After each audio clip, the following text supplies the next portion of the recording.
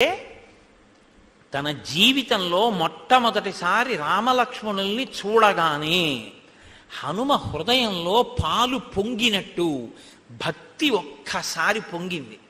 నా జీవితం ఈయనకే అంకితమైపోతోంది, ఈయనే నా ఆరాధ్య దైవం, ఈయననే నేను ఉన్నన్నాళ్ళు, నా అవతారం ఉన్నన్నాళ్ళు నేను ఈయన్నే సేవిస్తాను.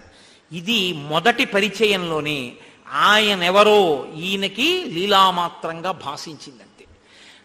తత్కారణము చేత ఆయన వెంటనే కొన్ని ప్రశ్నల రూపంలో మాట్లాడడం మొదలుపెట్టారు హనుమ.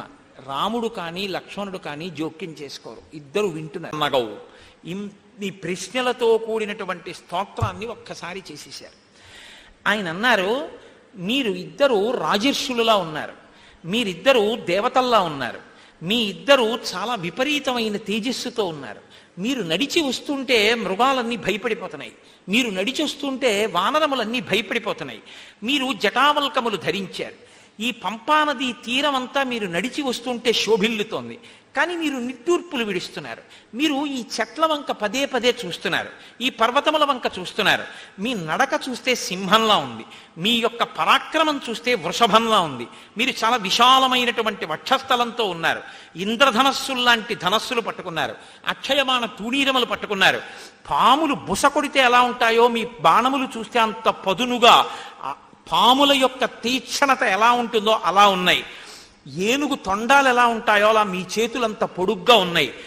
ఏనుగు యొక్క తొండాలు గుండ్రంగా బలిసి ఎలా ఉంటాయో మీ భుజాలు అలా ఉన్నాయి. మీరు జటావల్కములు ధరించారు. సూర్యచంద్రులు ఇద్దరూ నడిచి వస్తే ఎలా ఉంటుందో మీ ఇద్దరు అలా ఉన్నారు. మీరు చాలా దివ్యమైన రూపాలతో ఉన్నారు, సింహపరాక్రమంతో ఉన్నారు, చక్కని మూపులతో ఉన్నారు. దుర్గమారణ్యంలో కాలినడకన వెడుతున్నారు. మీరు ఆజానబాహుతో కూడినటువంటి ఈ భూమండలాన్నంతటినీ కూడా పరిపాలించగలిగినటువంటి తేజస్సు మీ ఇద్దరి యందు ప్రకాశిస్తోంది. కానీ మీరు ఈ భూమి మీద కాలినడకన నడిచి వెడుతున్నారు. ఇది ఒకదానికొకదానికి పొంతన లేదు. మీ యొక్క ధనస్సులు చూస్తే భయం వేస్తోంది. పోతపోసి కరిగించినటువంటి బంగారము చేత అవి పైన పూతలు ఉన్నాయి. మీరు ఇంత శోభాయమానంగా ఉన్నారు.